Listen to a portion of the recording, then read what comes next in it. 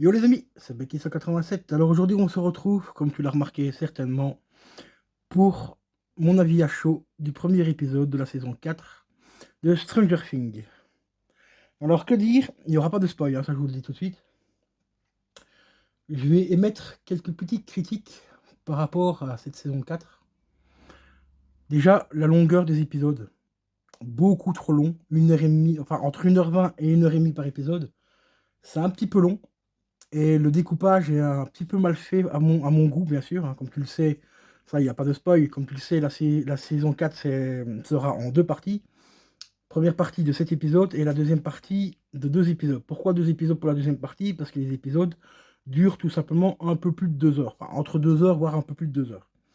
Et ça, c'était un souhait des frères de Fort qui voulaient carrément faire un film sur leur série. Donc le film, bah, ils l'ont tout simplement fait dans la saison 4 en faisant donc les deux derniers épisodes de la saison 4 qui dure plus de 2 heures. Moi, ce que j'aurais fait, j'aurais été à leur place, j'aurais gardé le format habituel de 50 minutes par épisode parce que 1h20, voire 1h30, je trouve ça un petit peu trop long.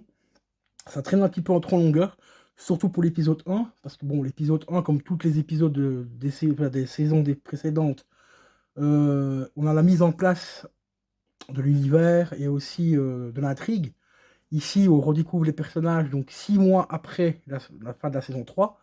Car normalement, dans le temps réel par rapport à la série, il n'y a que 6 mois entre la saison 3 et la saison 4. C'est pour ça qu'il y a eu aussi énormément de critiques en disant que les personnages avaient trop grandi, trop vieilli, tout ça. Mais il ne faut pas oublier qu'entre le tournage, enfin la fin de tournage de la saison 3 et le début de tournage de la saison 4, il y a 1 an et demi, voire 2 ans qui sont écoulés à cause de la crise sanitaire. Mais moi, je trouve que les personnages, ça peut aller. Pour certains personnages, bon, certains, oui, on a vu qu'ils ont quand même grandi vachement, et encore heureux d'ailleurs, hein, parce que ça reste des êtres humains à la base.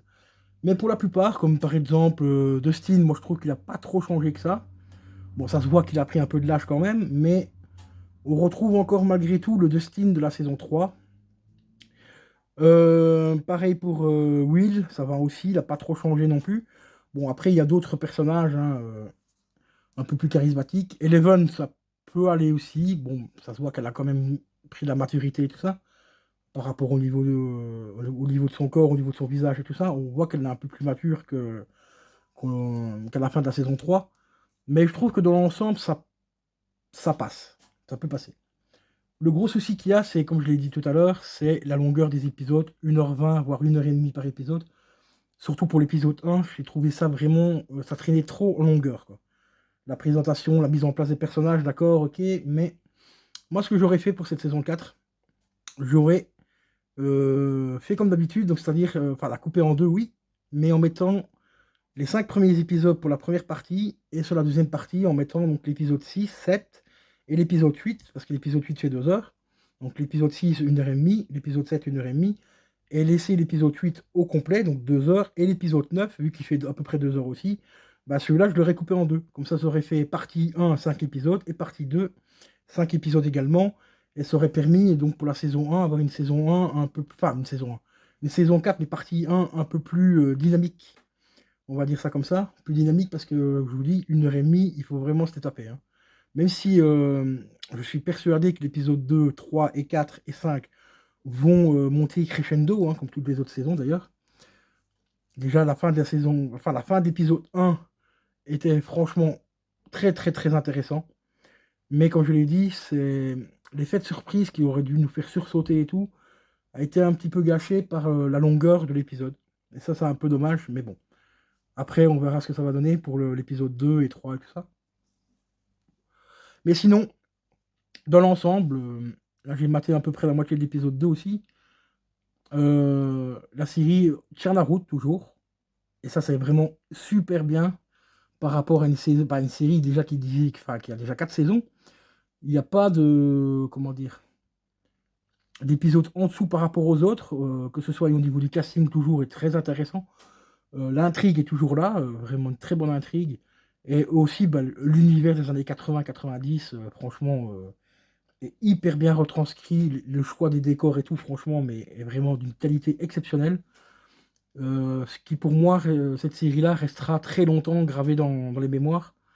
Je suis pas sûr que dans les années à venir, on ait une série aussi bonne et aussi qualitative que celle-ci. Que ce soit au niveau du casting, au niveau des décors et tout, franchement, là, les frères Duffer, ils ont fait du lourd, mais du très très très lourd.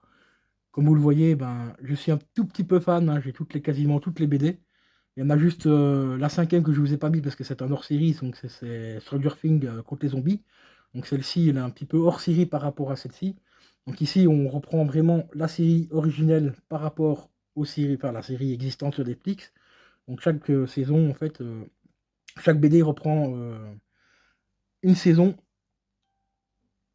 Donc voilà, à part les deux dernières ici. Là, on a la saison 1 avec Will, la saison 2 ici avec 6, la saison 3 ici, et ici, on dit, enfin, saison 3, plus une partie de la saison 3 ici également, avec le camp de vacances, qu'on découvre Dustin qui part en camp de vacances et qui tombe amoureux de sa copine. Et j'attends vraiment avec grande impatience donc, la sortie de la prochaine BD. Normalement, elle est déjà sortie, je crois, mais il faut que j'aille voir sur Original Comics, voir un petit peu. Et après, j'ai leur série, comme je vous ai dit, donc la version zombie. Je peux vous la montrer après si vous voulez, si vous n'avez pas encore vu ma collection de Stranger Things en BD sur ma chaîne. Sinon, on a également ces petites pépites. Stranger Things, l'envers du décor, si vous voulez apprendre un maximum de choses par rapport au tournage, au casting, aux effets spéciaux, euh, sur l'univers d'Hawkins, donc la ville d'Hawkins et tout ça. Je vous recommande vivement ce livre-là, Stranger Things, l'envers du décor. T'étonnes pas si tu vois des déchirures ici sur le coin et tout ça, c'est normal, c'est fait exprès, c'est pour donner un côté ancien au livre. Beaucoup de gens ne l'ont pas acheté par rapport à ce qu'ils pensaient que le livre était différé et tout, mais non, c'est réellement le livre qui est fait comme ça, c'est fait exprès. Et regardez, je vais même vous montrer un petit peu l'intérieur, il y a même des taches, des reproductions de taches, vraiment pour vous dire que le bouquin a vécu un certain nombre de temps et tout ça. Et c'est aussi pour ça qu'il est protégé dans une petite couverture plastique comme ceci, pour éviter que les déchirures se grandissent et tout, mais c'est vraiment des déchirures faites exprès pour le livre. Et là, vous avez plein de secrets de tournage sur le casting et tout, des photos de tournage. Enfin, c'est franchement une méga pépite ce livre. Si vous voulez vraiment apprendre un peu plus l'univers donc de Stranger Things, et aussi, regardez, on a aussi des pubs pour les VHS d'époque et tout.